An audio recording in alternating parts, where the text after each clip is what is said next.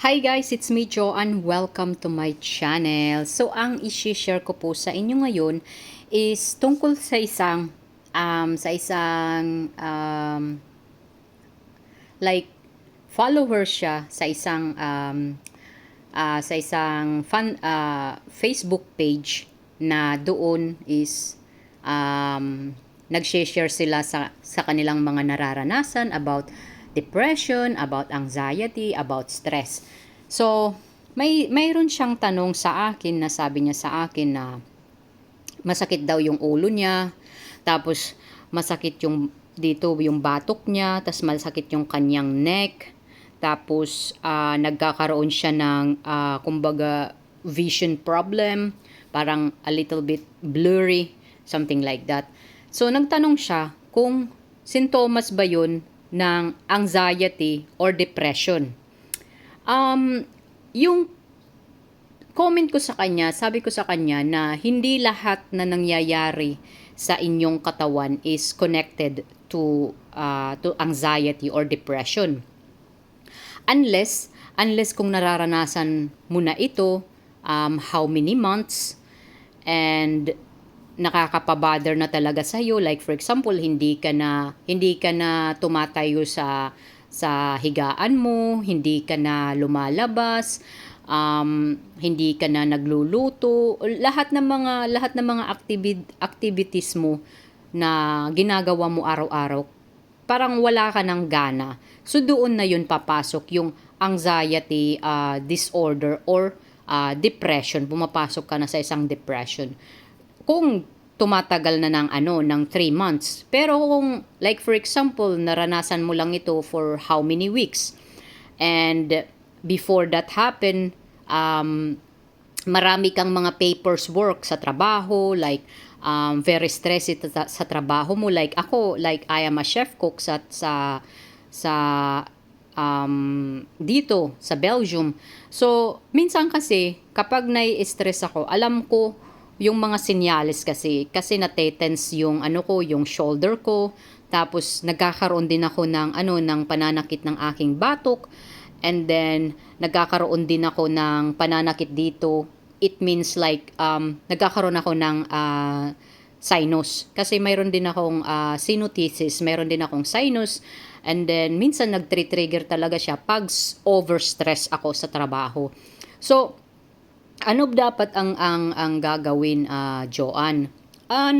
You know what? Hindi naman siya mahirap. Hindi naman siya mahirap gawin. Kailangan mo lang talaga is kumbaga i-focus kung ano yung kung saan nakakapatrigger, kung bakit ka nagkakaroon ng headache. Kasi hindi lahat ng nararamdaman mong headache is panic attack na or depression na, no. Kasi hindi naman ibig sabihin na masakit yung ulo mo, may may brain aneurysm ka na or brain tumor, 'di ba? Hindi ganoon, kasi kailangan talaga na may procedure talaga, like dapat magpa-doktor ka, magpa-check up ka, may mga scan na gagawin sa'yo para makita talaga kung mayroon kang brain aneurysm or tumor. Like also the same with anxiety disorder or depression. Nagpapakonsulta ka sa isang psychiatrist para malaman nila kung dumaranas ka talaga ng mental disorder, something like that. So hindi ka dapat tawag nito, sasabihin, kasi may mga tao kasi nasasabihin na parehas din yung nangyari sa akin yan, may anxiety ako, may panic attack ako, or may depression ako. So hindi naman yun ganun, kasi minsan kasi may mga tao na nami-misinterpret yung mga physical symptoms na ating nararamdaman. Hindi lang kasi dapat mag-focus kayo sa isang anxiety or panic attack, kasi yung headache kasi, they started that in stressful daily activity natin dito sa mundo. Like for example, kung may trabaho ka, tapos very stressy yung trabaho mo, very heavy job yung ginagawa mo, so magkakaroon ka talaga ng stress, tos nagkakaroon ka ng manifestation, which is yung pananakit ng likod, pananakit ng batok, pangangalay, tapos nagkakaroon ka ng pangangasim ng tiyan. Kasi, you know what guys, everything is connected talaga sa stress. Kasi, pag stress ka, pwede rin tumaas yung acid mo sa yung stomach. So everything sa stress talaga, it's connected. So kailangan talaga ang i-focus mo is sa stress talaga, hindi doon sa mga mag-aano ka na, magja-jump into conclusion ka na kasi nagtanong ka sa isa sa Facebook page na sinasabi mo na, sintomas na ba ito ng panic disorder or depression itong aking pananakit ng aking ulo, pananakit ng aking batok, pananakit ng aking leeg, pananakit ng aking shoulder, pangangalay, everything of that, guys, is connected talaga sa stress. So, paano mo malalaman kung anxiety disorder na yan or depression? Like what I said, kailangan ka talaga magpakonsulta sa isang psychiatrist na may pruweba ka talaga na may and then make sure na yung nararamdaman mo is like 3 months na. Like almost 3 months na nararanasan mo yan, tapos naaapektuhan na yung pang-araw-araw mo na activity na ginagawa mo, na hindi ka na lumalabas, hindi mo na naaalaga yung anak mo, nagkakaroon ka na ng itong mga intrusive thoughts kasi nga iniisip mo na may sakit ka na kasi hindi mo alam eh. So yun talaga yung kamalian ng mga tao. Tapos may mga tao kasi na mag-a-advise sila na, ganun din yung aking naramdaman. Hindi naman parehas na, like with me, like ako, yung aking panic disorder. Nag-ugat talaga yung panic disorder ko kasi nagkaroon ako ng traumatic experience sa panganganak.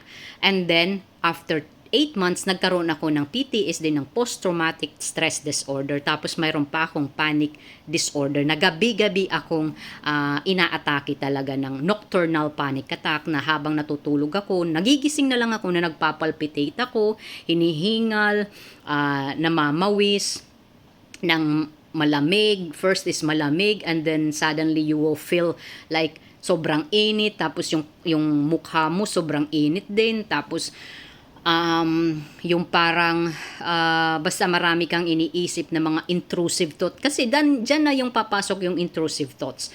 So the same also sa mga sa mga may mga headache kasi yung headache kasi pwede rin yan yung tension ng headache, like yung tension sa ulo mo na parang pinipiga yung ulo mo. Tension yan. Kapag tense ang isang tao, kapag tense and stress ang isang tao, yun talaga ang magsisimula yung manifestation na makakaramdam ka talaga ng pananakit ng ulo na parang pinipiga. So ikaw, pag hindi mo alam, tapos pupunta ka sa isang sa Facebook page, magsasabi ka doon, and of course, yung mga tao sasabihin na, parehas yung takin, parehas tayo, yan din yung aking umpisa, and then anxiety na or panic attack. No, hindi dapat ganun kasi hindi ako nagbibigay ng basta-basta sa mga tao, especially sa Facebook page kasi I have to be careful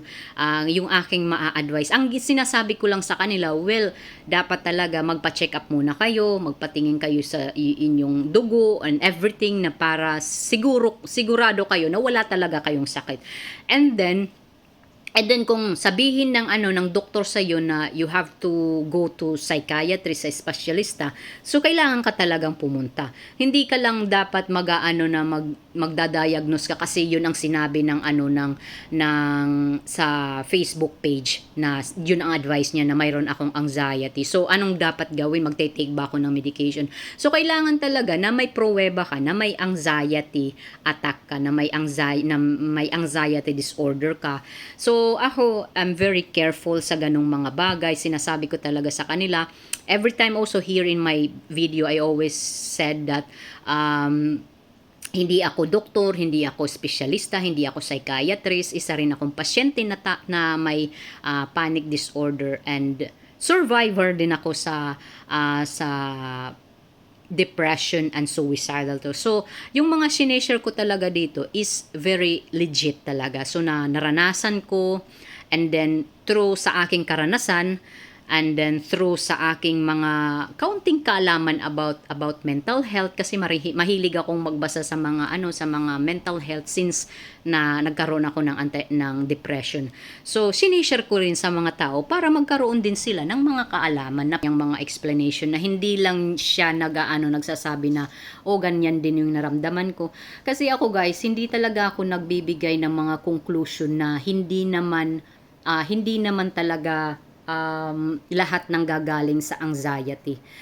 Minsan dapat tayo din mag-umpisa sa mababa. Like, of course, kung may headache ka, hindi mo dapat iisipin na may anxiety attack ka na, or sasabihin mo like mayroon kang headache na masakit-sakit yung ulo mo, sasabihin mo na mayroon ka ng brain tumor or mayroon ka ng aneurysm. No, hindi naman ganoon, 'di ba guys? Dapat tingnan ninyo yung ugat na pinanggagalingan ng kung bakit kayo nagkaroon ng headache ng ganyan. So, mayroon din mga tao na nagkakaroon din ng headache kung nasa bahay talaga sila na puro higa-higa lang sila, tulog, higa, tapos kain, tapos tulog. Yun lang ang trabaho ba nila? So, kulang yung kanilang exercise. So, dapat din na maglabas-labas din kayo, maglakad-lakad din kayo or magplanting kayo sa labas. So, mayroon din mga dapat gawin. Hindi lang dapat nasa loob ka. Kasi you know what guys, yung pagpahiga-higa, nagkakaroon ka rin ng stress. Yung katawan mo din, nagkakaroon ng stress. Kasi, araw-araw na lang, everyday na lang, ganun yung routine mo. So, yung katawan mo, nagiging stress. At yung katawan mo, pag magtrabaho ka, yung katawan mo parang naninibago kasi they're not used to it. So, kailangan talaga na galaw-galaw talaga, lalo na pag umiidad ka na talaga, di ba? So, kailangan talaga na sapat na knowledge talaga kung saan nanggagaling yung headache mo, kasi hindi lahat na may headache ka or masakit yung batok mo or namamanhid yung batok mo, tapos yung neck mo masakit din, tapos yung braso mo nangangalay, pati yung mga kamay mo nangangalay, hindi ibig sabihin na may anxiety attack ka na or may panic attack or may depression ka na. No, it means that you are in a chronic pain and chronic stress na kailangan mo talagang i-balance yung stress mo. Kasi pag hindi mo yan mabalance and pumasok yan sa anxiety attack at mag-bother na yan sa'yo every day, tapos tumagal ng 3 months at hindi ka na nakakapagtrabaho, hindi ka na nakaka-focus, hindi mo na naalagaan ng anak mo, hindi mo na nagagawa yung mga ginagawa mo dati, yun, pumapasok ka na sa isang depression. So yun doon ka na dapat konsulta sa isang doktor. And ako kasi, like what I said, hindi talaga ako nagbibigay ng advice sa mga tao. Kasi hindi ko ikukumpara yung mga naranasan ko sa mga nararanasan nila or yung mga nararanasan nila sa nararanasan ko. So, iba-iba kasi. The same yung pinanggagalingan, the same yung mga sintomas, but iba yung pinanggagalingan. Iba yung ugat kung saan nagsisimula. So, anyway guys, thank you so much. Sana nakapagbigay na naman ako ng knowledge sa mga taong sumusubaybay sa aking video, sa aking channel. So, I appreciate it talaga guys na nagsusuporta kayo sa aking channel, and hindi ako magsasawang magbigay ng knowledge, especially sa mental health, kasi very important talaga itong mental health sa isang tao. At sana respetuhin ninyo yung bawat tao na mga nakikilala ninyo. Hindi ninyo sila huhusgahan base lang sa kanilang mga nararamdaman, base lang sa kanilang mga binibigay na post or something like that. So, kailangan talaga na mahabang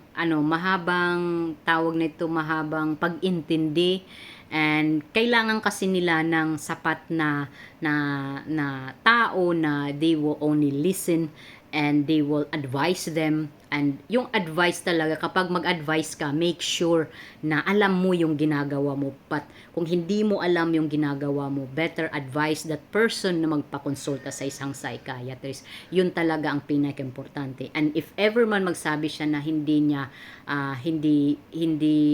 kayang pumunta ng psychiatrist, you have to approach that person na I will come with you, I will company with you. Kasi importante ka sa aking buhay, at Even though na hindi tayo magkakilala, I will accompany you kasi importante ka at importante ka rin dito sa mundong ito. So anyway guys, thank you so much and good night and have a nice evening and good morning sa Pilipinas.